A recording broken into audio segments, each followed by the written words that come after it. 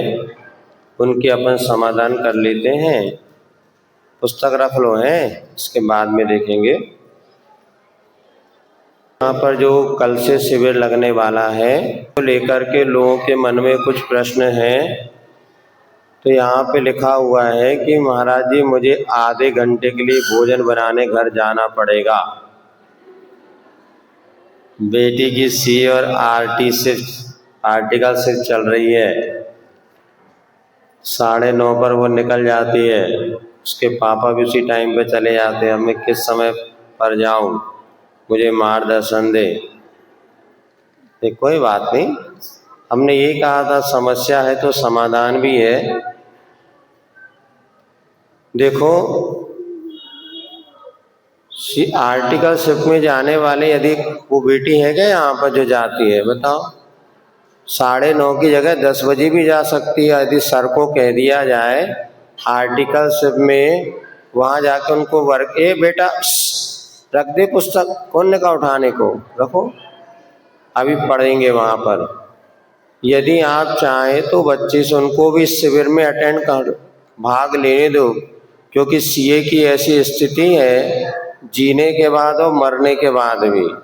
जब तक वो आता ना बीमा योजना, जन्म के साथ और जन्म के बाद भी, तो ये मरण के बाद भी ऐसे कुछ है, मरण के पहले मरण के बाद। तो जब तक आप कर रहे हैं तब तक भी मेहनत करनी पड़ेगी और बाद में जब पान निकल जाओ उसके बाद भी मेहनत करनी पड़ती है। तो ये पढ़ाई लिखाई तो कभी भी छूटने वाली नहीं। और आर्टिकल शिफ्ट में किसी सीए के अंडर में रह कर के जो सीखते हैं उसी को कहते हैं ना आर्टिकल शिफ्ट। तो ये इतना कोई ज़रूरी नहीं है। यदि आप उन सर से कह दिया जाए, और वैसे भी सितंबर लास्ट में विशेष काम होता है क्या, आप पूछो, चर्चा करो। और वैसे यहाँ पर जब सुबह 6 से 7 तक, 7:15 तक जो आपका शिविर मूल रहेगा, उसके बाद पूजन पाठ होनी है।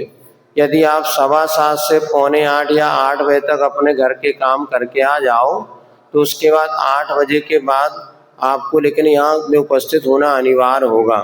क्योंकि देखो समस्या तो सबके सामने है, कोई भी व्यक्ति ऐसे नहीं जो पूरी तरह फ्री हो, लेकिन मन अगर बना ले तो व्यवस्थाएं, देखो जब आप कहीं बाहर जाते हैं तो घर के काम व्यवस्थित होते कि नहीं होते, कोई परिस्थिति बन जाती 3-4 दिन व्यवस्था होती कि नहीं होती। सारी समस्या हमने देखा धर्म कार्यों में ही होती हैं और यहाँ एडजस्ट करने बड़ा कठिन होता है, लेकिन लौकिक कार्यों में हम सब एडजस्ट करते हैं। अभी कहीं आपको शिखर जी जाना हो, सुन नहीं रहे, शिखर जी जाना हो, 10 दिन शिखर जी जाएंगे कि नहीं जाएंगे? उस समय क्या होगा, बेटी भूखी रहेगी क्या? उस समय सब व्यवस्था बनेगी कि नहीं बनेगी? तो समझ लो 10 दिन के लिए हमने शिखर जी का टिकट कटा लिया। साहब भी अगर जाते हैं सबको ये कहो कि भैया आप तो यहाँ पर कम से कम 9 से 10 बजे तक का आप देखना। आज सुबह कोई थे प्रवचन में, कौन कौन था बताओ? आज सुबह जिन्होंने प्रवचन सुना उनको बात समझ में आई होगी। हमने पूरा आज सुबह विषय रखा था कि आखिर हमारे लिए जिसकी खोज हम कर रहे हैं सारी जिंदगी, लेकिन उतनी सफलता नहीं मिलती। लेकिन एक दूसरा पक्ष भी हमारा, यदि उस ओर थोड़ा सा हम पुरुषार्थ करें तो सारे के सारे कार्य करते हुए प्रसन्न रह लगते हैं। आज व्यक्ति के पास सफलता तो बहुत है किंतु प्रसन्नता छिन रही है। उस प्रसन्नता को बनाए रखने के लिए अभी समझ आओ आपको तो उल्टी यहाँ पर छूट मिल रही है। नहीं तो मोटिवेशन वगैरह जो कार्यक्रम होते हैं वहाँ पे 2-2 हजार रुपए फीस दे करके मात्र 2-3 दिन का 1 घंटे का लेक्चर होता है। लेकिन अब चूंकि धार्मिक माहौल और महाराज की कोई फीस लगनी नहीं है, उसके बाद व्यवस्था देने के बाद भी जितना आपसे ले रहा है उससे दुगना आपको तिगुना गिफ्ट दी जा रही है। अब इसके बाद भी अपनी सारी समस्याएं, तो हमारा कहना आप अपनी समस्या का समाधान आपके पास स्वयं है। थोड़ी दृढ़ता बनानी पड़ेगी कि नहीं इस समय कुछ भी हो जाए। और बेटी को भी कहो, बेटी के बाप को भी कहो कि दोनों कम से कम इस शिविर में 10 बजे के बाद जाओ। और बन जाएगा, मन बनाओ, सारी व्यवस्थाएं बनती हैं। वो आ जाए दोनों बाप बेटी तो हम उनको समझा दें हमारे पास अलग से भेज दो। नहीं भेजो तो देखो कई बार ऐसा होता है कि अपने को सही कार्य के लिए बार बार प्रेरित करना पड़ता। गलत कार्य में व्यक्ति स्वयं जुट जाता है, बिना कहे। वो बच्चे या कहो तो 12-12 बजे तक कभी नहीं जाए तो नहीं जाए, मन में आए तो नहीं जाना। लेकिन जब है कई आर्टिकल से वाले हमने देखे हैं कि वो कई दिन नहीं भी जाते तो भी उनका काम एक बार हमारे पास भेज दो। अभी यहाँ सभा में है क्या? नहीं, वो अभी गई होगी क्या आर्टिकल से? चलो देख लो भाई, बाकी एडजस्ट करें, बहुत अच्छा ही तो आधे पौन घंटे की छूट करके। दूसरा एक ये बहुत बड़ी चिट्ठी है, हम अपना क्रोध कम करना चाहते हैं तो करो, तो अपने बच्चों से अच्छा संबंध हृदयात्मा रखना चाहते हैं, ऐसा क्या करें कि हम बच्चों का कॉन्फिडेंस लेवल भी बढ़े और उन्हें याद भी रहे पढ़ाई संबंधी। बहुत कोशिश करते हैं पर फिर भी पूरे दिन में 1-2 बार तो घर में बच्चों के प्रति घनवन क्रोध तो आ जाता है, उसमें कोई बड़ी बात नहीं। देखो, पहली बात तो ये समझना, यदि हम वास्तव में चाहते हैं कि हम क्रोध ना करें, लेकिन जिस भूमिका में आप हैं ना, गृहस्थ आश्रम में पूरी तरह सफलता मिलनी संभव नहीं है। फिर क्या कर सकते हैं? गुस्सा, कम से कम गुस्से में काम चल जाए। यदि आपको 2 बार गुस्से में काम चल रहा है तो ये मत सोचो कि मैं गुस्सा बहुत कर रही हूँ, ये सोचो कि 10 बार की अपेक्षा 2 बार में तो काम निकल गया। क्योंकि गृहस्थ आश्रम की गाड़ी ऐसे बिना चर चर चर बोले वो चलती नहीं। यदि पूरी तरह गुस्सा छोड़ना चाहते हो तो उन निमित्तों से आपको बचना पड़ेगा, अर्थात घर गृहस्थी छोड़ने के बाद भी। द्विपायन मुनि को जब क्रोध आ गया, सुन नहीं रहे, तो आपको आ जाए तो कौन सी बड़ी बात। तो यदि हम क्रोध कम करने का अर्थ इतना ही है कि पहले 10 बार आता था, 1-2 बार आता है, वो भी हम चाहते नहीं, किंतु परिस्थिति बनने पर क्रोध आ जाता है। कई बार क्रोध करना आवश्यक भी होता है। हर क्रोध हमारे लिए हानिकारक नहीं होता। कई बार थोड़ा सा क्रोध कर दो, बच्चों को डांट दो तो वो सही काम करने लग जाते हैं। जो माता पिता बिल्कुल भी क्रोध नहीं करते, वो बच्चों का अहित करते हैं। हमें ध्यान है बचपन में जब कोई गलत काम करो सीधे माँ ने कहा लूघर, जानते लूघर? जो चूल्हा जलता था उसमें लकड़ी, गरम जलती लकड़ी निकाल के ऐसे मुंह तक ले जाते थे और मार ऐसी पड़ती थी, मार पड़े धम धम और विद्या आवे छम छम। जब मार साहब मारते थे ना, गुस्सा करके ऐसी पिटाई लगाते थे कि हाथ पैर सूज जाते थे, तभी विद्या आती थी। बिना लैपटॉप कंप्यूटर के पूरा ज्ञान हो जाता था।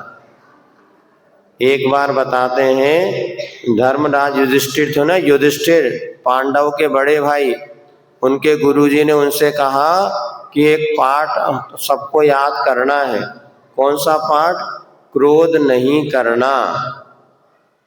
सबको याद करके आना। दूसरे दिन सब लोग आ गए, गुरुजी ने पूछा याद हो गया? तो सबने कहा हमें याद हो गया, किंतु युधिष्ठिर जी ने कहा हमें याद। तो गुरुजी को बड़ी गुस्सा आई, ये सब छोटे छोटे भाइयों ने याद कर लिया, इसको याद तक नहीं हो रहा। तो लोग, कैसे गधे हो तुम, कल अच्छे से याद करके आना। दूसरे दिन फिर आए, तीसरे दिन गुरुजी ने पूछा याद हो गया? बोले मुझे याद नहीं हुआ। बोले तुम्हारे दिमाग में भूसा भरा है क्या? 2 दिन होगा इतनी सी बात नहीं याद करवा, मुझे क्रोध नहीं करना, इतने तो याद करना है। चौथे दिन, 1 दिन 2 दिन, तीसरे दिन फिर आए, बोले बताओ कल पाठ क्या दिया था हमने? बोले गुरुजी याद नहीं हुआ। गुरुजी ने एक चांटा लगाया, बोले गुरुजी याद हो गया, याद हो गया। क्या याद हो गया? मुझे क्रोध नहीं करना। बोले इतना सा पाठ तुम्हें 3 दिन से याद है और एक चांटा लगते से याद हो गया? बोले बात ऐसी है गुरुजी, पहले दिन आपने कहा तो था, मुझे छोटी कली याद हो गया था, पढ़ तो लिया था, लेकिन मुझे विश्वास नहीं था कि मैं कभी क्रोध को जीत पाऊंगा। तो जब पहले दिन आपने कहा गधे हो क्या, तो मुझे गुस्सा नहीं आया, लेकिन मैंने सोचा अभी पक्का नहीं हुआ। दूसरे दिन आपने कहा दिमाग में भूसा भरा है क्या, तो ही मुझे गुस्सा नहीं आया, लेकिन सोचा मैंने अभी और परीक्षा बाकी है। जब तीसरे दिन आपने मुझे चांटा मारा तब भी मुझे गुस्सा नहीं आया, तब मुझे समझ गया कि मुझे पाठ याद हो गया कि मुझे गुस्सा नहीं करना है, मुझे क्रोध नहीं करना है। अर्थात शिक्षा वही जहाँ सही होती जो हमारे जीवन में उतरे। तो क्या करें, ये को मार रहा है, ये को बंद करो भैया।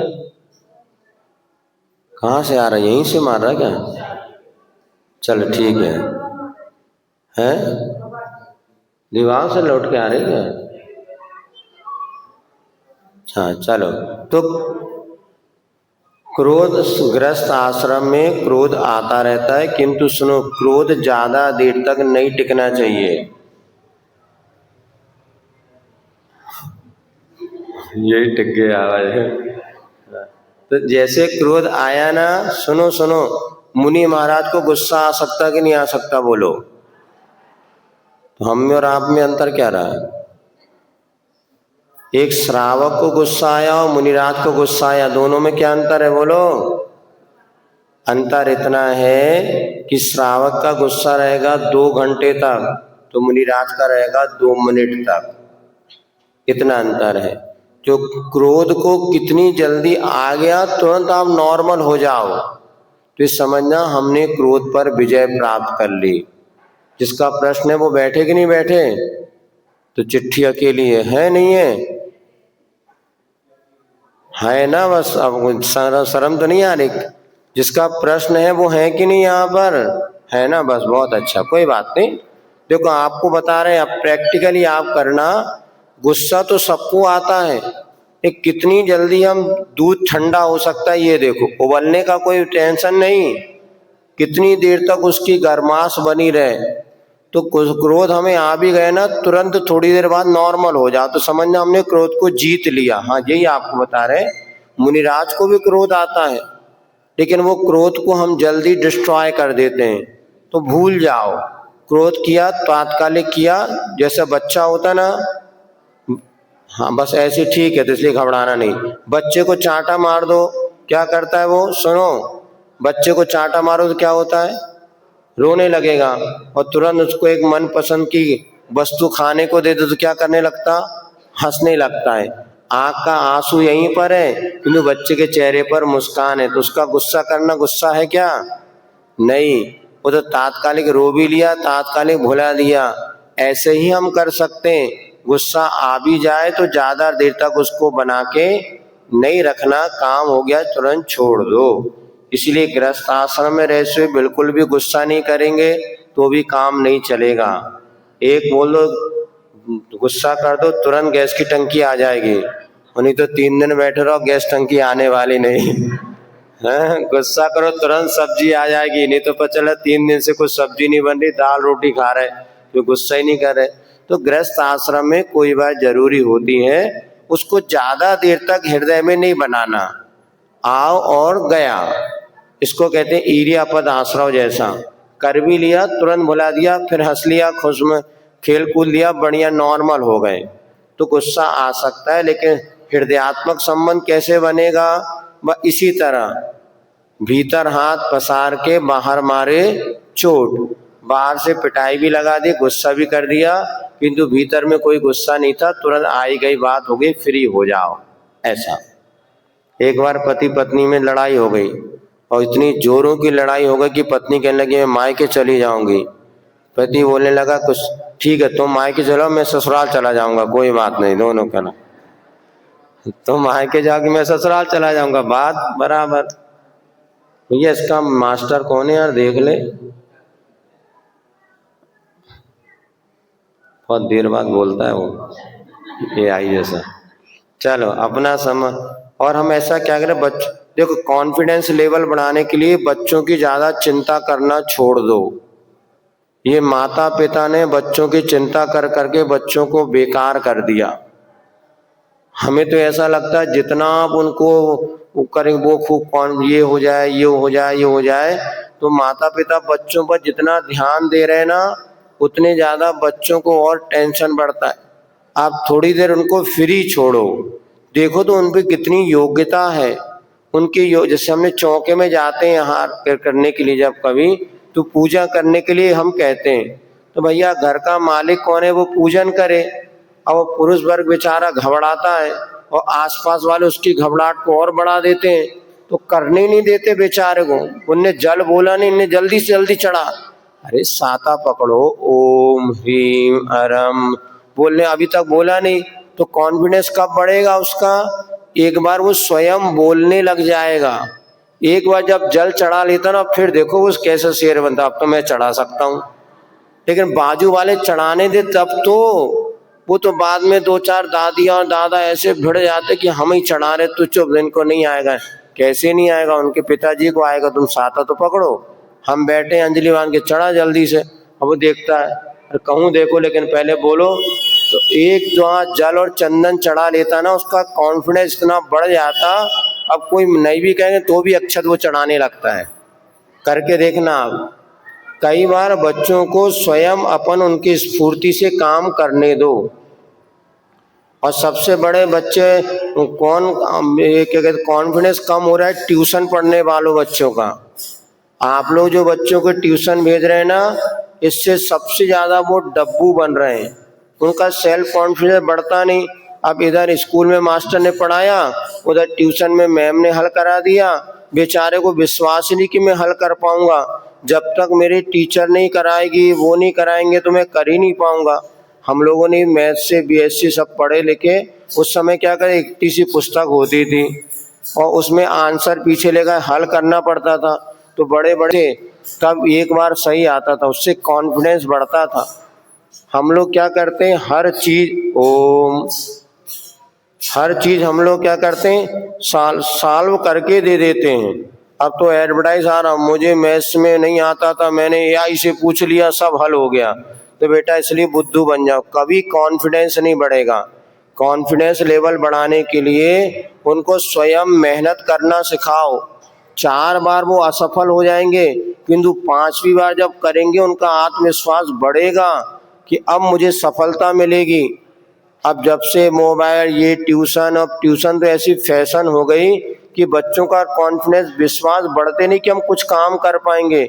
यदि टीचर जब तक हल नहीं कराएगी, मैं नहीं कर पाऊंगा। आप उनकी भीतरी क्षमता प्रकट होने दो। 2-4 बार साइकिल चलाई कभी आपने, तो 2-4 बार गिरते हैं ना, तभी कॉन्फिडेंस आता है और भय भी लगता है, लेकिन अब मैं चला लूंगा क्योंकि मैंने इतने कदम तो साइकिल चला ली।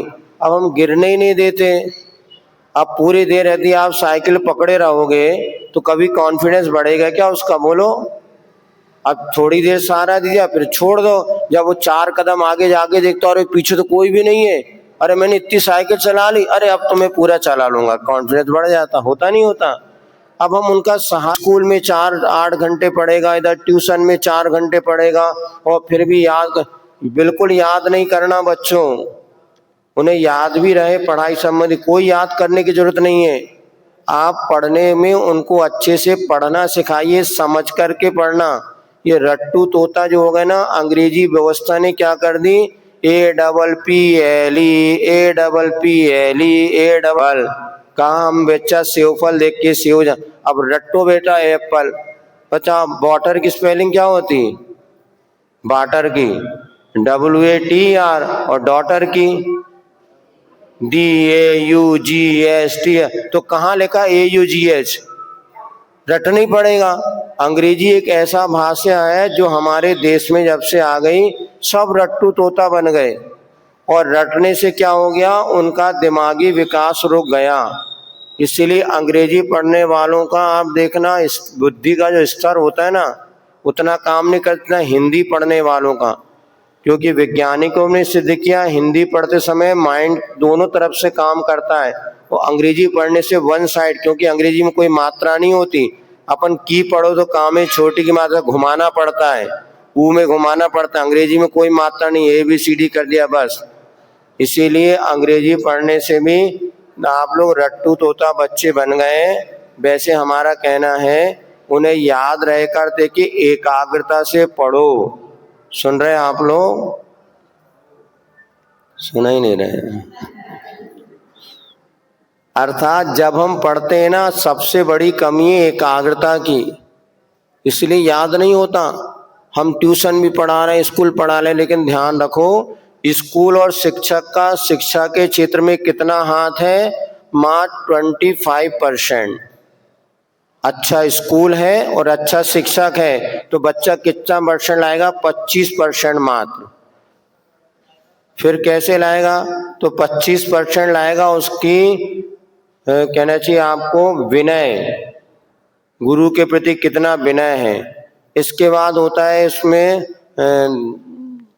उसके स्वयं का क्या वो हमें भूल रहे, 25% मास्टर और टीचर, 25% उसकी स्वयं की योग्यता ग्रहण करने, एकाग्रता, 25% एकाग्रता, और 25% में उसमें होता है उसको विनय, और 25% विद्या आती समय पे, कालीन पच्यते, तुरंत पढ़ से ही याद नहीं होगा, समय पर जब उससे अच्छे समझ लिया और समय पर वो विद्या उद्घाटित होती। कई बार आप देखना आज प्रवचन सुन रहे समझ नहीं आ रहा, 3 दिन बाद आ गया अरे महाराज जी उस समय ये कह रहे थे, अब आई समझ में। कई बार होता है 3 दिन बाद ट्यूबलाइट जलता है। तो बात 25% शिक्षक और ट्यूटर का हाथ होता है, 25% विनय और 25% एकाग्रता, और इसके बाद जो है समय पर 25% मिलेगा, तब जाके 100% बच्चों की योग्यता हासिल होती है। किंतु हम स्कूल और ट्यूशन में उसका पूरी जिंदगी निकाल देते हैं और वो रट लेता है, रटने के बाद जितना उतना टीप देता है, नहीं आया तो जाके रोने लगता है कि मुझे कुछ बना नहीं, मैंने सब तो याद किया, याद हुआ नहीं, क्योंकि आपने रटा था।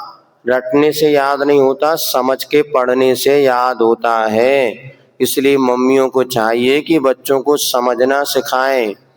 हमें ही नहीं समझ रहे, इतनी पूजन पढ़ रहे हैं आप लोग, बताओ कितनी पूजा करता आपको याद है?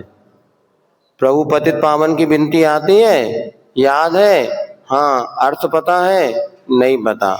पढ़ते समय भी हमारी चित्त की एकाग्रता नहीं रहती, इसलिए वो तो बच्चों को याद रहे। तो जैसे हम आपको अभी याद कराते, कोई भी चीज आपको याद करने की टेक्निक है, तरीका है। जैसे देखो, योग एक शब्द है, योग। योग किसे कहते हैं? मन वचन काय के निमित्त से आत्मा के प्रदेशों में जो हलन चलन होता है उसे योग कहते हैं। क्या बताया? मन वचन काय के निमित्त से आत्मा के प्रदेशों में जो हलन चलन होता है उसे कहते हैं योग। अब एक शब्द में याद कर लो, योग किसे कहते हैं? एक शब्द में हलन चलन किसे कहते हैं? योग। अब किस में? आत्मा के प्रदेशों में। किसके निमित्त से? मन वचन काय के निमित्त से। अब देखो एक, अब फिर से बोलो, किसमें योग किसे कहते हैं? एक शब्द में हलन चलन। किसमें? आत्मा के प्रदेशों में। किसके निमित्त से कहते हैं? मन वचन काय के निमित्त से आत्मा के प्रदेशों में जो हलन चलन होता है। दिमाग आपको 3 मिनट में भी याद हो गया, 2 मिनट में। योग किसे कहते हैं बोलो? सबसे पहले दिमाग में क्या आना चाहिए? एक शब्द, हलन चलन। अब किसमें? किसके निमित्त से? अब बोलो किसको? बोलो योग किसे कहते हैं? बोलो।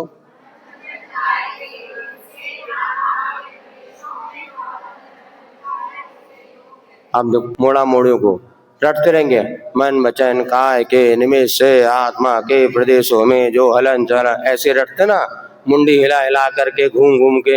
और लेकिन समझ लेंगे तो 2 मिनट में याद हो जाएगा। समझ में आ रहा है ना? तो आप लोग रट्टू तोतापना छोड़ो, समझो, और घंटों नहीं लगते, एक बार तुरंत याद आ जाएगा कि हलन चलन का वाइब्रेशन। हलन चलन कैसे कहते हैं?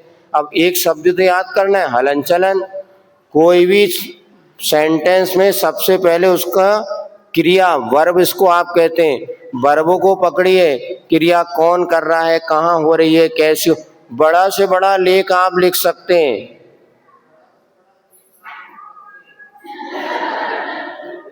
वही हंसेगा आपके पास में। ठीक है, अंतिम प्रश्न है। हम बहुत कोशिश करते हैं फिर भी 2 दिन बता, गुस्सा तो आना चाहिए, लेकिन वो गुस्सा जल्दी नष्ट हो जाए और क्रोध ना ही आए, इसके लिए अपना करना तो वो निमित्त से आप बचो, लेकिन घर गृहस्थी में रह के उतना बचना संभव नहीं होता है। ठीक है, कुछ समझ में आया हो तो ठीक है। अगला, सुबह ध्यान में तो बैठ सकते हैं परंतु प्रवचन के समय आना थोड़ा मुश्किल हो रहा है क्योंकि स्कूल जाना होता है, एग्जाम चल रहे हैं। अब देखो देखो हमारा ये कहना है, शिविर में तो उन्हीं लोगों को पूरी तरह जो अपने रूल्स बनाए हैं उसके अनुसार बाकी किसी कक्षा में आने का मना तो है नहीं है। अब कुछ लोग ऐसे हैं जो कि पूरा फॉलो करना चाहते हैं लेकिन उनके पास अभी यूनिफॉर्म आदि नहीं मिली, क्योंकि जिनकी व्यवस्था थी उन्होंने पूरी व्यवस्था के अनुसार सब बढ़ गई हैं। अब यदि अपन अब प्रवचन के समय आना थोड़ा मुश्किल है, कह रहे शाम को भी आ सकते हैं, सुबह भी आ सकते हैं, प्रवचन में नहीं आ सकते। अब कैसे क्या करें, लेकिन वो कह रहे कुछ दिन बाद फिर आ सकते हैं। अब व्यवस्था बना सको तो बना लो, एक आध दो दिन छूट कर दें, लेकिन आप कहो कि हमेशा के लिए 10 दिन में पता चला 5 दिन चले गए, 2-5 दिन वैसे हो जाएंगे। अब देख लो, लेकिन इसमें इतना है कि अभी जिन्होंने अब जब क्या है ना, पहले से सबने एंट्री करा ली है, उनका ये था कुछ लोगों के सुबह 1 घंटे तो बैठना है, चलो बलुआ जैसे बैठे ही आए, कछु नहीं तो कम से कम कछु फायदा हो। लेकिन वो नहीं है, आपको अपने जीवन में रूपांतरण परिवर्तन का मौका मिले, इसलिए हम भी मेहनत करेंगे। और यहाँ पे पूजन पाठ आदि में आप लोग बैठेंगे तो पूजन में जो रहस्य छुपा हुआ उसकी चर्चा अपन कुछ कर लेंगे। ज़्यादा संगीत मंगीत कुछ नहीं बुलाया, बस इतना है कि भैया जो लोग यहाँ पर पूजन करते हैं उसको और कैसे करें कि हर क्रिया में हमें आनंद आए। जैन दर्शन की प्रत्येक क्रिया आनंद का कारण है, किंतु हमें पता ही नहीं, क्रिया तो हम कर ले रहे हैं लेकिन जिस तरह से हमारे जीवन में परिवर्तन होना चाहिए वो परिवर्तन देखने में नहीं आता।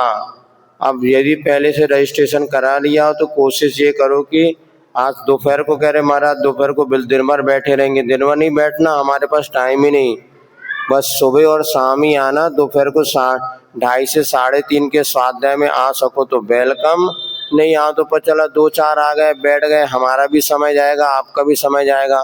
और हमारा समय बहुत महत्वपूर्ण है। एरोप्लेन में जो पेट्रोल डलता है ना वो फ्यूल बहुत महंगा होता है। अब हमने ये देखा समाजों में जाके दोपहर को 3-4 लोग आ गए महाराज पढ़ाओ, ऐसा नहीं। आप लोग हमारा 2:30 से 3:30 की क्लास में आओ जिसको धर्म लाभ लेना हो, नहीं तो सीधे शाम को 6 बजे आओ। 6 बजे भी अब कई लोग करेंगे तो 6:30 पौने 7 तक, तो जितने भी बजे आप आओ हम तो 7:15 पे छोड़ेंगे। आज भले थोड़ा सा लेट कर दिया, 7:15 फिर आरती वगैरह आप लोग करें तो ठीक है। 6 बजे आप मन बनाओ, इन 10 दिन सब से एडजस्ट हो सकता है। अब इतने महोत्सव 100 लोग बनाते हैं, सब उसमें समय तो निकालते ही हैं। अब मन बनाना पड़ेगा और 6 बजे अगर आप लोग आएंगे तो विशेष आपको बतला देंगे। और ज़्यादा छोटे बच्चों तो नाक पकड़ के दवाई पिलाओ, अब बड़े बड़े बच्चों कैसी नाक पकड़ो, वो भी अच्छा नहीं लगता। लेकिन अपना विवेक रखिए और थोड़ा जितना एडजस्ट हो सके करिए, ज़्यादा अच्छा है। जब हम कभी बीमार हो गए, 3 तो चिट्ठी हो गई बच्चे की, जब कभी हम बीमार होते हैं मन बहुत घबरा जाता है, हमें ऐसा करें कि बीमारी से नहीं गए, इस शिविर में सीखे कि कभी घबराए नहीं। ये है प्रश्न जिसका लिखा है, हाँ तो ठीक है कोई बात नहीं। देखो बीमार होने में मन तो घबराता है, सबका घबराता है, हमारा भी घबराता है, ऐसा नहीं अभी गला दुखने लगा तो भैया कल का हुई है। लेकिन फिर भी ये दाना घबराहट करते है कि एकदम हम घबरा करके और बिल्कुल भयभीत हो जाए, ऐसा नहीं। सावधानी रखें और उसके उपचार या उसका उपाय करें, ये बीमारी से हम कैसे बचें। आज बहुत सी बीमारियां हमारे अज्ञानता के कारण आ रही हैं, यदि थोड़ी हम सावधानी रखें बीमारी से बच सकते हैं। नियमित योगा कुछ अभ्यास हम आपको कल बताएंगे, एक अभ्यास आज आप सबको बतला देते हैं। आज से सबको कल जितने शिवरार्थियों को 10 दिन का एक अभ्यास करना है, बाबा जी कुर्सी वाले बाबा जी, एक अभ्यास सबको करना है, आज से करना है और लगातार 10 दिन करना है और 11वें दिन हमें उसका रिजल्ट आपको बतलाना है। हाँ अपने घर सबके घर में, हम तो सोच रहे सबको यहीं से दे दें, लेकिन नहीं, सबके घर में सरसों का तेल है कि नहीं, नहीं तो अचार वालों क्या से मंगाए। हाँ हम सोच रहे थे सबको सरसों का तेल लो और सोने के पहले, मोबाइल तो सबके पास है, भक्तामर आता है किसी को पूरा कंठस्थ, याद है नहीं है? याद है ना? अब अपने को क्या करना, एक यदि ऐसे बैठो तो एक पैर ऊपर रखो, एक पैर नीचे, और सरसों का तेल हाथ में लेकर के 20 मिनट तक पूरा भक्तामर पाठ चलेगा ना, 20 काव्य तक आपको दाएं पैर में और 20 काव्य तक बाएं पंजे की मालिश करना है। कैसे करना, पहले तो ऐसा घिसो, फिर उसके बाद ऊपर जो उसको पूरी तरीके से टखने के नीचे नीचे आपको 20 काव्य ये और 20 काव्य ये, और जब 8 काव्य पड़े ना, उसमें अपने हाथों की उंगली की मालिश करना है। और ये आप पूरे 48 काव्य होते तक आप अपने हाथ पैर की जो आपको मालिश बताई, सरसों के तेल उतना लगाओ कि पूरा वो आपके भीतर रम जाए, और पास में एक कपड़ा रखो, उसके बाद उसको पोंछो। ये आप 10 दिन प्रैक्टिकल करके देखो। कमर दर्द, घुटने दर्द, दिमाग का दर्द, नींद नहीं आना, जिस कई प्रकार, आप तो प्रैक्टिकल करना, अच्छा लगे तो मान लेना, नहीं तो हमारा वापस करना, फ्री ऑफ चार्ज है। देखो ये 10 दिन आपको प्रैक्टिकल करना है। 10 हमें तो ऐसे ऐसे लोग जो कि मंदिर आने के पहले 10 बार रास्ते में बैठते थे, अब जब से उन्होंने प्रयोग करना शुरू किया, बिना बैठे मंदिर आने लगे। कमर नींद नहीं आती थी, और जब से सोने के पहले सरसों के तेल की मालिश, गर्मी हो तो घी लगा लो, नारियल तेल। और ये आचार्य महाराज जब हम लोग अमरकंटक में थे ना, तब बहुत सर्दी पड़ती थी, तो आचार्य ने सबको कहा था अपने पंजे में सरसों के तेल की मालिश करो। और उस समय इसमें आप जिसके चेहरे में चमक नहीं है, चेहरे में चमक आने लगती है। और ये नसों का जितनी हमारे प्रॉब्लम्स जो है ना, वात जन्य पीड़ा है हमारे शरीर में, और ये इससे आपको वात रोग ठीक होंगे। ये 10 दिन प्रैक्टिकल करके आप देखो, आपको 10% आराम मिलेगा। तो आगे इसको नियमित बना के रखो। हम तो 5-10 साल से यही करते हैं। कुछ होना भैया, तेल रख दे तू सरसों के तेल की, सीधे नैपकिन, अब जाओ महाराज हम लगा दे। ना बहू से लगाना, ना सास से लगाना, ना देवर भैया से, अपने हाथ से करना है। और 10 दिन हम तो देख रहे हैं, वर्षों से नींद नहीं आती, बढ़िया मालिश करना शुरू करो। भक्तामर शुरू किया, कब नींद आ जाएगी आपको पता, भक्तामर पूरा हुआ और लेट जाओ। और जो आपने सरसों का तेल लगा के मालिश कर ली, और नींद भी अच्छी आती है, और वात जन्य पीड़ा नष्ट होती है, कमर दर्द, घुटने के दर्द, और अनेक प्रकार के जॉइंट्स पॉन वगैरह, पेन वगैरह जो होते हैं ना, इसका एक प्रैक्टिकल आप 10 दिन करके देखें, ईमानदारी से करोगे तो लाभ होगा। अपने हाथ से करना है।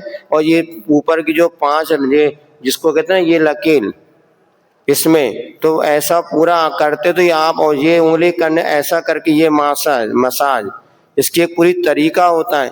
हमने इसका अभी, हमें पिछले बार कोई पता इंदौर में देखा होगा, ये हो गया था तुम्हारा क्या चिकनगुनिया, हमें तो जो घुटने में उठने बैठने में प्राण निकलते थे, लघु शंका, जो मलक सोच के लिए बैठ जाओ तो खड़ा होना मुश्किल होता था। और जो देखा हमने तो सिर्फ यही काम किया, और महीने 15 माह पूरा उज्जैन बिहार करते, भोपाल आ गए। और एक अभी नहीं तो कई लोग ऐसे उस समय का दर्द से अभी भी पीड़ित हैं, क्योंकि आपने उसका सही, हमने ये मात करना किया, रात को 2 बजे उठ के मालिश करते थे, भक्तांबर पढ़ते थे, और जो हम बताएंगे वो प्रैक्टिकल हमने किया, उससे लाभ हुआ। और कई लोगों ने इसका फायदा बताया। यदि इसको ज़्यादा गर्मी बढ़ती हो तो नारियल तेल ले लो, ये सबसे बढ़िया देसी गाय का घी, और पंजे में लगाओ भक्तामर पढ़ते हुए। और इसका 10 दिन जो नियमित प्रैक्टिकल करेगा, फिर आप बताना कितना आपको परिवर्तन आया। अब हम इन दिनों में कुछ नहीं करेंगे, जैसे आज पहला प्रैक्टिकल बताया, अब आज ही से आप लोग शुरू कर दो। अभी कोई ऐसा करता है क्या? आज से करके देखो। निकाल सोने के पहले करो। कितने बजे सोते सब लोग? 10 बजे, 11 बजे, 12 बजे, हैं 9 बजे, जितने बजे सोते हो, सोने के पहले भक्तांबर चाहे मोबाइल में लगा लो, आपको याद हो तो पढ़ो। और लेकिन ऐसे पढ़ो कि भक्तांबर का आपके शब्द कान में पढ़ना चाहिए। भक्तांबर प्रणत मौलि मणि प्रभाना मुद्योतकम दलित पाप तमोभितान। अर्थात थोड़ा रुक रुक के पढ़े, ध्यान से पढ़े। वो अर्थ नहीं समझना, बिल्कुल कुछ अर्थ नहीं चाहिए आपको। भक्तामर प्रणत, अक्षर और शब्द आपके कान में पड़े, अर्थ बिल्कुल नहीं लगाना। इसका क्या अर्थ होता है? अर्थ की चिंता नहीं करना, सिर्फ आपको ये शब्द आपके कान में पड़ना चाहिए कि मैं भक्तामर शब्द मेरे कान में पड़ा। प्रणत मौलि, पहला काव्य दूसरा काव्य, सिर्फ शब्द आपके कान में जाए। इधर आप ये पहला आपको योग की क्रिया बताई, इसको आप 10 दिन करेंगे। आज कितनी तारीख है? 24 तारीख। फिर 5 तारीख तक आप स्वयं बताएंगे 4 तारीख के बाद कि आपको इसमें कुछ लाभ हुआ कि नहीं हुआ। और ये आपको घुटने आदि जो प्रॉब्लम्स हैं, ये इसी प्रकार की और भी चीज़ आपको बता देंगे। तो मन में बीमारी से घबराना नहीं चाहिए, अभी तो बीमारी का कोई इलाज ढूंढना चाहिए और सब बीमारी का इलाज आपको हमारे पास मिल जाएगा। बस अर्थ है कि वो प्रैक्टिकल 2 प्रकार की बीमारी, एक मन की बीमारी और एक तन की बीमारी है। तन की बीमारी बहुत जल्दी ठीक हो जाती है, मन की बीमारी बहुत देर से ठीक होती, इसलिए मन को बीमार ना हो वो चिकित्सा हम आपको बतला देंगे। और मन आपका स्वस्थ रहेगा ना तो तन की बीमारी कब भाग जाएगी आपको पता नहीं चलेगा। इसीलिए बीमारी से कभी घबराओ नहीं, बीमारी आती है तो बीमारी चली भी जाती है, लेकिन मन में अगर घर कर जाती है ना तो उसका इलाज बहुत कठिन हो जाता है। तो मन की बीमारी हम कैसे दूर करें इन दिनों आप लोग सीखेंगे। चलिए कल सुबह से व्यवस्थाएं आप लोग संभाल लो भैया अध्यक्ष साहब, और 6 बजे से सब लोग यहाँ आ जाएंगे। जहाँ बैठक वहाँ पर जो अपना विद्यासागर भवन है, कौन सा पारस विद्याधाम, वहाँ पर सुबह का शिविर लगेगा 6 से 7, क्योंकि यहाँ तो गर्मी की चाट, वहाँ खुले में बहुत अच्छे से आप लोग बैठ के लाभ लेंगे। फिर 7 बजे के बाद यहाँ पर आकर के 7:15 से पूजन पाठ आदि में सब लोग बैठो। 10 दिन शिविर में तुम लोगों की उपस्थिति अच्छी रहेगी तो हम भी आकर के अपना समय दे देंगे और एक ही पूजा करेंगे 1 घंटे में, किंतु उसमें कैसा आनंद आ जाए ये आपको कला सिखाना है। बस कला किसकी सीखना है? आनंद की, भीतरी आनंद कैसे आए, तो वो कला आप लोग अगर 10 दिनों में सीख गए तो समझना आपको 10 लक्षण पर्व आदि सब मनाना सार्थक हो जाएगा। 7, 7:15 बजे यहाँ पे 7:30 से अभिषेक शुरू हो जाएगा, 15 मिनट में अभिषेक होगा और 1 घंटे में एक पूजन आदि करके और एक ही पूजा करेंगे अर्घ चढ़ा करके। जैसे पहले दिन की कल व्यवस्था होगी, कल चूँकि मंगलाचरण, उसके बाद ध्वजारोहण, कलश स्थापना आदि भी कार्यक्रम करना है, तो पहले दिन भले थोड़ा सा आगे पीछे हो जाए, किंतु 26 तारीख से विधिवत सभी कार्यक्रमों में आप लोगों को पूरी तरह समर्पित होकर भाग लेंगे। तो निश्चित आपको कर पाओ ना कर पाओ, लेकिन वो सब मेथड आपके पास रहेगी। जब कभी आप उसको विधिवत करेंगे तो आपके जीवन में एक नया परिवर्तन आपको देखने को मिलेगा। सब लोग इसका लाभ लें। इसी मंगल भावना के साथ बोले भगवान महावीर स्वामी की